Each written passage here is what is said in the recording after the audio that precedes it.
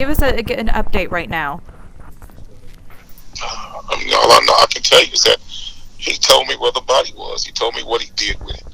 He told me where he dumped it and how he dumped the body, and that he had taken it to Hope, Arkansas, and the sheriff in Hope, Arkansas has confirmed that they have found the bag that was described, and with a foul odor coming from it with blood all over the bag. Quanell, that bag was found about 12 miles, though, from the initial place they looked, a little closer to Texarkana. It's in Fulton, but closer to Texarkana, so back a little closer to Houston. Is there any way that you can think of to account for the different location, given what Darion told you? He told me what he did. He said it was late at night, and that he was making sure it was in the wee hours of the darkness. And so he might have been a little confused, but he was on point with the general area where he dumped Maleah's body. But he might have been a little confused to the exact point, and we talked about that. But obviously he told the truth. I know that you are no longer representing Brittany Bowens, but have you been in touch with her about these developments, or has she called you? She has texted me, asking me questions, and I have not responded at this moment. What is she asking you? Wanting me to confirm the things that he said to me and confirmed what was shared with me, and had we found Maleah's body. Has she given you any indication that she knew that it was in this area? I have not talked to Brittany since I've resigned and stepped away from that case. And as I say, she's texted me twice, yesterday and today. Day before yesterday and today, and I have not responded. And in fact, to be honest with you, I don't plan to respond. I have no desire to. Quanell, the sheriff of Hempstead County, Arkansas, tells me that this trash bag was found about 10 to 15 feet from the side of the road. Is that consistent with what Darion Vence? That's exactly what he said. I asked him, I said, did you walk deep in the area? He said, no. I got out the car. Took her out of the car, walked a few feet, and I dumped the body on the side of the road. That's exactly what he said. And in fact, when I asked him 3 consecutive times to be sure about what he was telling me, he was very crystal clear, on point, and he was very adamant. That's what he did. Quanell, listen, we're about to get an update here from the sheriff in Hempstead County, and we want you to stay on the phone with us if you don't mind, and you can hear along with us what the update is from Arkansas. Is that okay with you? Sure. Okay, thanks. In the meantime, while we're waiting on that, listen, we saw you today get very emotional after you were talking about your conversation with Darion. What's different about this case for you? You've done this a lot, and this one seems to have affected you very deeply. Because Maleah didn't have to die. That little girl did not have to die. There was too much going on inside that house that child could have been saved. That child was being physically abused and physically tortured in that house, and they were covering it up. That poor child did not have to die. It's a damn shame that her mother chose a man over her own daughter. That's what hurts me about this case. Yes. And what do you make of that, about finding the black trash bag? It explains exactly what he said to me. It explains that what he said to me was the truth. And what he confessed to me was he was honest about. That's exactly what he said the body was in, and how he dumped the body. I have a question about Darion saying that this was an accident. Can you expand on that? No, I can't. Not right now. Not right now. But let me say this to you. He says it was an accident. But when you deliberately do something, no matter what your motive is, that's not an accident. Well, Quanell, that was our question. Was when you said accident, we were just curious if you meant that that she had an accident, like she fell, and no. he accidentally caused her death. He says an accident is something that you don't intend to do, and Maleah didn't die because somebody did not intend to harm her. She died as a direct result of his willingness and his frustration and anger and hate to do what he did. That was not the first time he had physically abused that child. I know that for a fact. you have not returned the text from Brittany Bowens, her mother, and normally I think that's something you would probably do to bring some comfort to her with what you found out, but you clearly hold her responsible for some of what's happened here. I have to be honest with you. I'm so angry. I don't want to be out of line and inappropriate when I speak to her. But I know with my anger right now, I would say something that would be very foul, and I don't want to do that. I'd rather not do that. But at what point? Because she could have saved that child. She could have saved that child.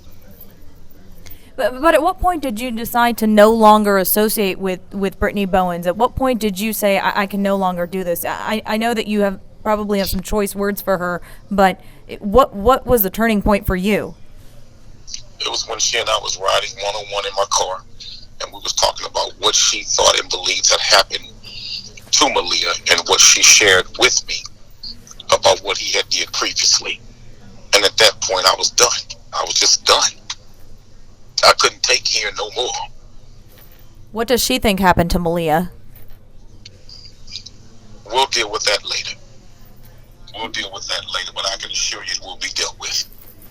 Well, and I heard what you said a couple days ago, and it sounds like you believe she knows what happened to Maleah, that she maybe not have participated, but that she knows.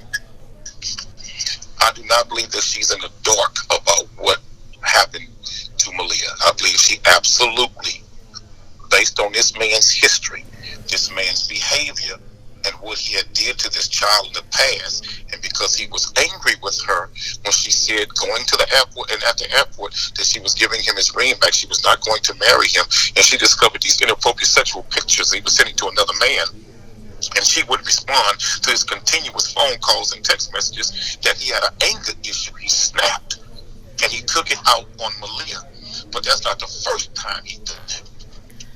Quanell, there were other children in this home. Maleah definitely has 2 siblings.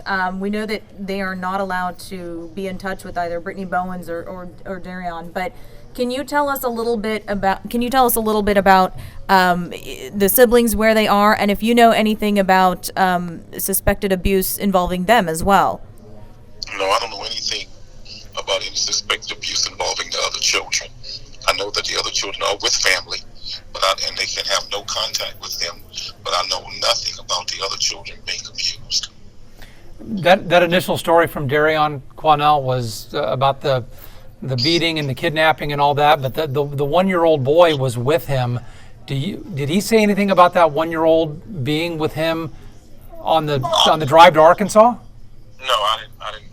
He didn't tell me anything, nothing like that. But I did say to him that his initial story about being kidnapped and the baby being taken from him, etc. I said, man, that's a lie. I said, you and I both know that's a concocted lie. So before we even get started in this discussion between us, brother, let's just be straight with each other. Let's not start offline. You and I both know that's a bullshit story. Pardon my French. And he agreed. He shook his head. Yes, it is. Quanell, where exactly are you? Are you in Houston? Yes, I am. All right. And will you be going out to Arkansas to be a part of that scene? Or are you going to be going back to see Darion? I can't say what my next move is going to be, but I want to make sure that nobody gets away. That's the most important thing for me. From the person who dropped him off, from the person who helped cover up abuse in that house, and to Darion committing this crime against little Maleah. I want to make sure that nobody gets away, and I want him to know, I'm going to make sure you don't get away. Who dropped Darion off? Investigators will be dealing with that and disclose that at a later point. I don't want to talk about that right now. But do you think there are others involved here other than the Darion and maybe the mom? No. I believe that somebody helped him by dropping him off, at the hospital who knew what he had did, and also helped him hide out after that, helped keep him from authorities, and had absolute knowledge of what was going on, of what he had done. His brother? I don't want to talk about that right now, but I've already shared it with law enforcement and with the district attorney's office and detectives. All right. One more thing here. Lynn Cannon is coming in here, and he has a quick question for you. Again, we appreciate your time, Quanell.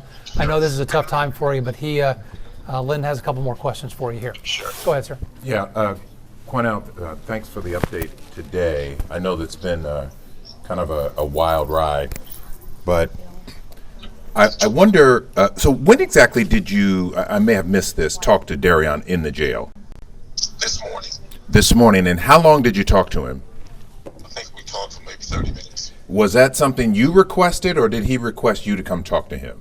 I requested it And why did you decide to do that? because I knew I needed to. Because nobody had spoken to him. He had avoided everybody. He wouldn't speak to detectives. He wouldn't speak to Brittany and her family. He wouldn't speak to Maleah's father or her family. He avoided everybody. He wouldn't talk to anyone. And I had received a tip from inside the jail that he was saying that he wanted to talk to me, and that if he ever spoke to me, what he would say to me. So I made sure that happened. Now, he told you this was an accident. Do you believe him? No, You think he intentionally harmed Maleah and then got rid of the body? absolutely, absolutely. Out of anger and retaliation against Brittany. Retaliation for her being upset about fooling around? About the pictures and about the pictures he was sending to another man, her accusing him of being gay, and her saying she was not going to marry him and give his ring back, and she refused to communicate with him when she left. I believe out of absolute anger, he retaliated against her, against that child, against Maleah. But that's something he had already done in the past, on more than one occasion. Was there any kind of deal in place before today's conversation for Darion to tell you the truth about what happened? No, I mean, who could I make a deal with? I wasn't speaking to his lawyers. I wasn't speaking to homicide about me talking to him.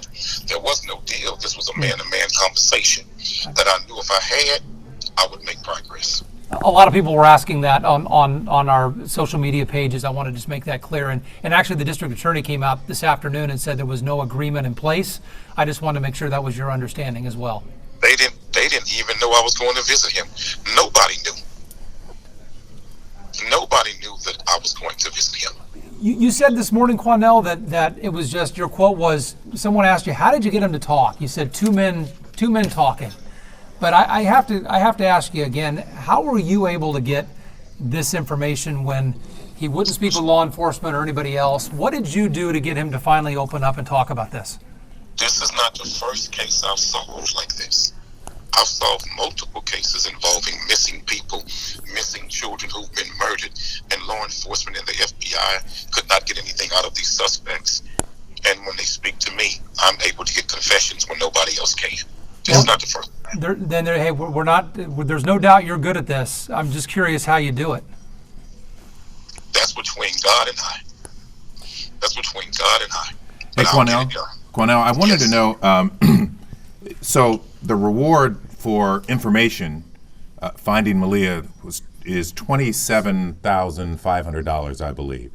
Do you qualify for the award now?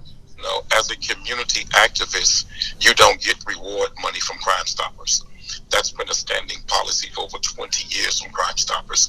You're not eligible as a community activist, advocate, etc., to receive a reward from Crime Stoppers. So Crime Stoppers doesn't give me any rewards. They never have. You know, I'm not eligible for one. We asked the police chief if they were interested in talking to Brittany and if she would be implicated in any way in the disappearance of Maleah. Do you think she should be charged? In charge with what? I don't know. You tell me. Hindering prosecution, obstruction. I don't know. No, I don't think she obstructed anything, and I don't believe that she should be charged with a frivolous charge. But I absolutely believe that Brittany has to be held accountable for what happened inside that house on her watch. Okay, but Let's how? cover up. Held accountable how? Well, remember, I'm not the district attorney. I don't determine what charges are. That's for them to determine. But I assure you, she's complicit in what happened here. I know you have been in circumstances like this a lot over the years. Is there something, were you surprised that Brittany was involved in some way, covering up abuse, etc., or have you seen this before? This is the first time I've ever seen a mother who actually knew in one of these cases I've worked that her child was being physically abused to the point to where the child needed to go to the hospital, to the emergency room. And the child was never taken to protect the man. This is the first time I've ever dealt with one exactly like that. Have you talked to Brittany at all since you stopped representing her? No. Have you talked to her today? No, I've not returned her. I've not returned her messages she sent me asking me to talk to her. Oh, today she asked for messages to speak to you? She sent me a message asking me to talk to her today and day before yesterday, and I refused to do it. I really don't have anything to say to her, to be honest with you. My ultimate goal was two things: find Maleah and find out what happened. And I absolutely believe I know what happened, and we have found Maleah. Well, so we're still waiting for confirmation on that. Do you think this case, did you think it would be solved? Did I think it would be solved? Yes. Once you got involved. I knew I would be able to get things that investigators were not able to get.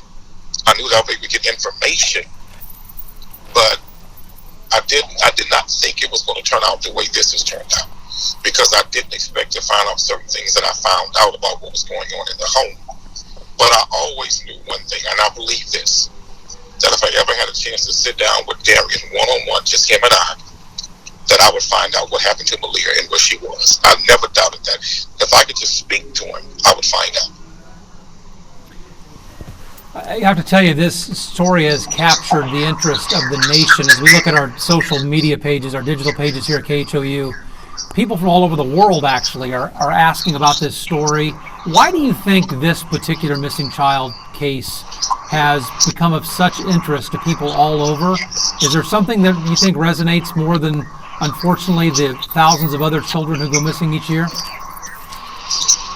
I think because Maleah, the beautiful innocence of Maleah, that beautiful picture of her just looking like a happy, innocent child, and that's who she was.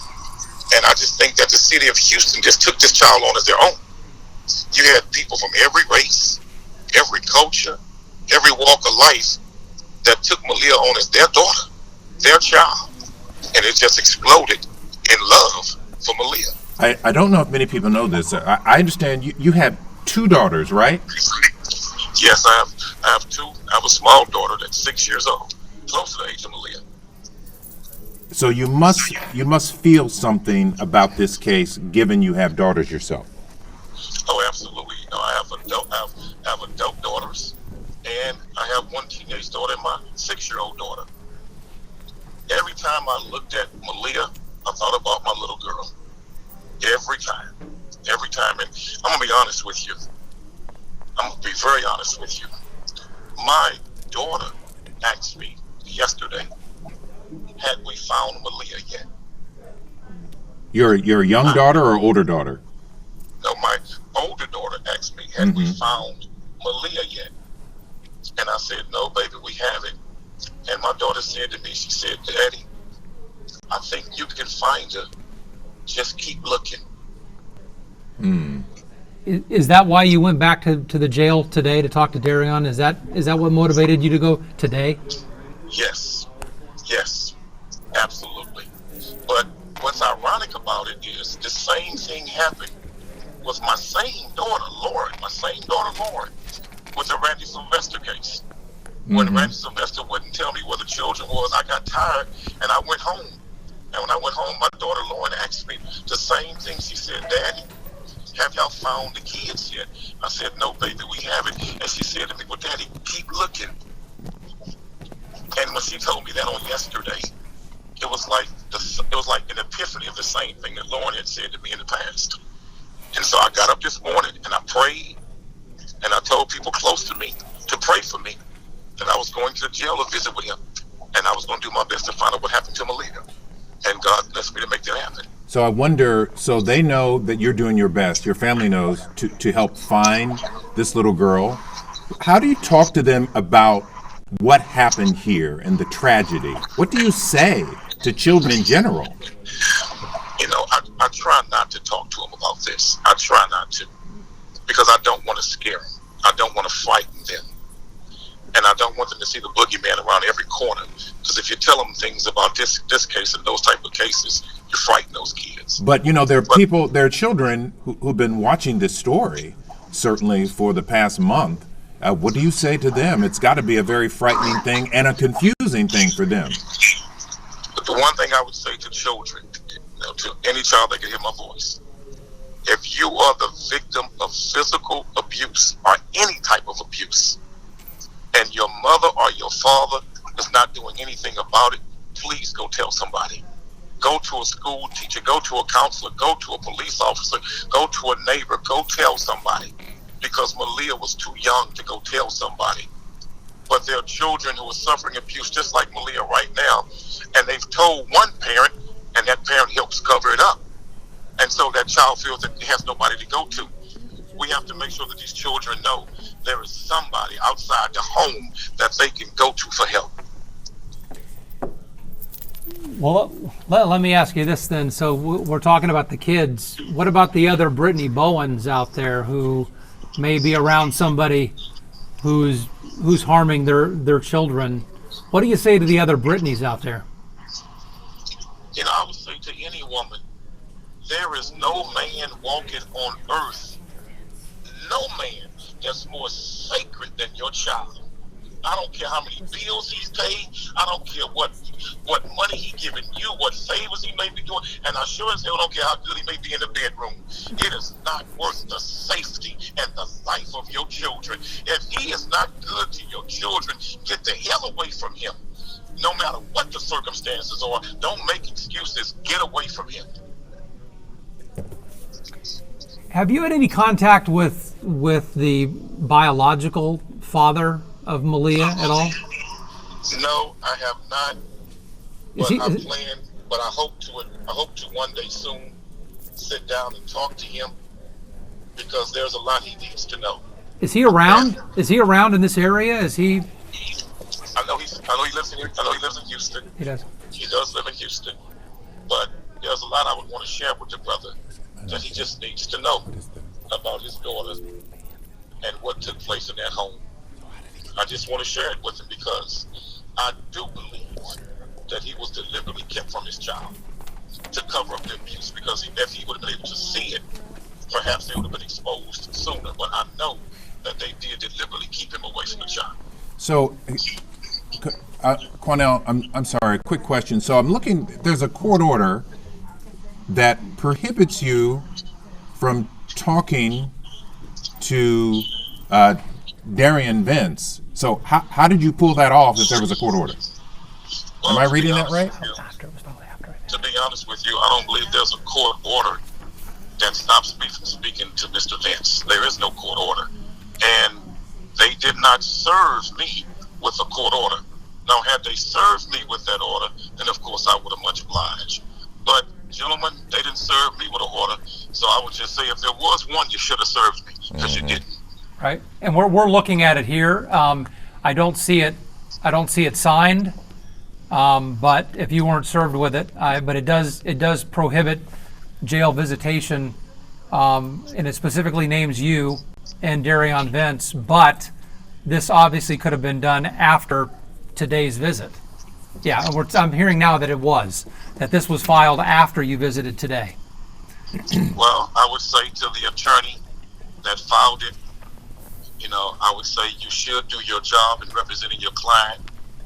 But my job is to bring justice for a child that was abused and murdered. And the truth and justice won out. I see that they filed this at about 11:45 this morning, so that sounds like it was just after you wrapped up at the jail, correct? I believe so it was. What's next for you, Quanell? I mean, you set out to do what you wanted to do, but what's emotionally, how are you handling this? You know, the main thing I want to do is I really just want to talk to my daughters. I just talk to my daughters, hug my daughters, man, speak to them, and we got to do better in helping kids who are being abused have somebody that they can turn to. There are a lot of kids like this, I believe, that are physically being abused and they have nobody to turn to. And they think they can turn to one parent, but they can't because that parent will not report what is happening to the child. I think that we all, including myself, should be a part of something in the name of Maleah to where children can be better protected by having outside sources out of the home where they can report abuse. And I definitely want to be a part of that. So a lot of us have wondered, Quanell, out loud, it's like, how in the world did these children wind up back with their parents? How could they? I don't understand how that could happen given the nature of Maleah's injuries last summer. CPS have a lot of caseworkers that try to do a good job, but a lot of them, they have way too many cases on their caseload. They're overworked, severely underpaid. They don't have the help and the resources that they need to monitor all of these cases. And that's why you often see many of them getting caught fabricating documentation about their management of the case. And it happens when you have CPS workers who are just overworked and underpaid and don't have the manpower to do what is asked of them and what is needed of them to help protect these children. And, but at the same time, judges got to do a better job also of making a final determination of where a child should go. because it was a judge in this case that decided we can't determine whether there was actual abuse. Well, of course, you can determine there was abuse. Now, they might not can determine which one actually committed the abusive acts toward the child, but you definitely can see from medical reports and pictures, etc., that there was abuse. If you have a situation like that and you can determine which one actually committed this abuse, well, then that child needs to go stay with family, not back in that house, or into a foster home, but not back with the parents. I'd rather see the child go to extended family or to a loving home than back in a home to where you can't determine who was committing this abuse, but put the child back in the same situation. What if Brittany Bowens tries to get her other child or children back? Will you be stepping in at that point with an opinion on that in court or publicly? I'm sorry, what? I couldn't hear your question. What did you say? I was going to say, if Brittany tries to get her other children returned to her, is that something you would intervene and try to stop? I believe that a judge, knowing all of the facts about what has happened to Maleah, knowing everything about this case, would make an intelligent decision of what's in the best interest of the other two. I believe that Brittany needs extensive counseling. Mm-hmm. And I believe that she needs extensive parental classes, before she could ever really be allowed to bring children back into a home with her that she's responsible and accountable for. I mean, we got to be honest about something. Mm-hmm. How can you put children back into a home with a parent that helped cover up the physical abuse of her own child that ultimately resulted in the death of her child? It doesn't take Albert Einstein to determine what needs to happen here. Do you think CPS or the courts in some way is liable, culpable, should be partly to blame for what happened here? Absolutely. Yes. Because CPS could have appealed the judge's decision, but I think the judge was leaning a little too much on CPS. But also, you got to remember, there was court-appointed amicus, court-appointed attorneys for the children, and court-appointed attorney for Maleah in this case. So when you say that CPS failed Maleah, remember she had a court-appointed attorney appointed by the court to represent the best interests of Maleah. So you got to factor in Maleah's own lawyer, CPS, and the judge, and also the other children had a lawyer that was supposed to thoroughly investigate the allegations of abuse against Maleah. So when you look at failing Maleah, this goes around the entire civil justice system in the family court that failed this child. It's not just one or two people. When you talked to Darian, did he tell you when this? You don't believe it was an accident. So what did he say when it happened? Was it when Brittany was out of town? Yes, Brittany was not there, but I don't want to go into that right now. That's something I need to speak with investigators more extensively about. Was it 4 weeks ago? Well, I'm not sure about your question. What was 4 weeks ago? The incident where where you believe he hit Maleah, was it 4 weeks ago? Oh, I believe it was on the same day that she left to go to Massachusetts. I believe it was that same day that this happened. So how did Darian, remember when he went to the hospital, he had this bruise on his head. Do you know how he got that? But remember, I told you that everybody involved in this who helped cover it up needs to be brought to justice. So what are you saying? That somebody helped him put those wounds on his head. And they knew why they were doing it. To help cover it up. Right. And again, do you think that is Darian Vence's brother who dropped him off and was involved?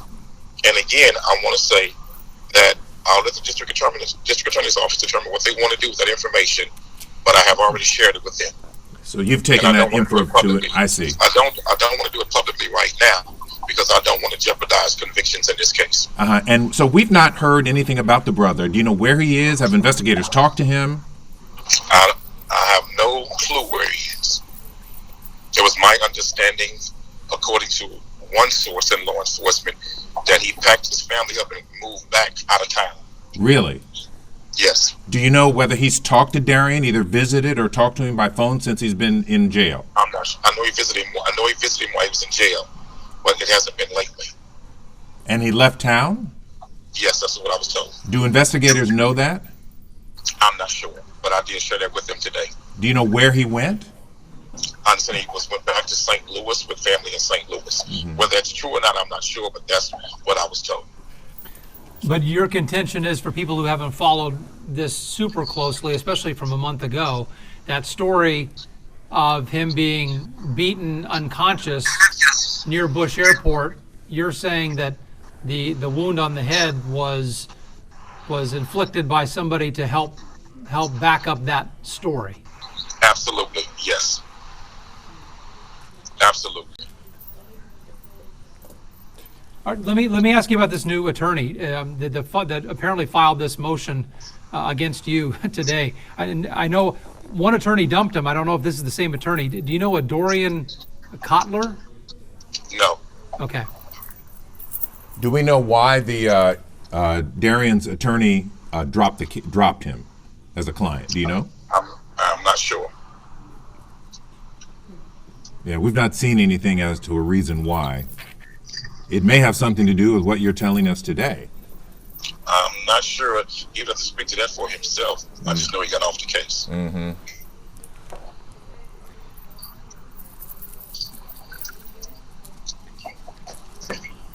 Gentlemen, I apologize, but I have to go. So I'll have to speak to you at another time, but I do have to run. Are you going to Arkansas? No, not right now. Not going. But I'm about to have a conversation with Tim Miller now. Okay. Okay. All right, thank you. Quanell, thank you very much. Thank you, Thank you Quanell. all for having me.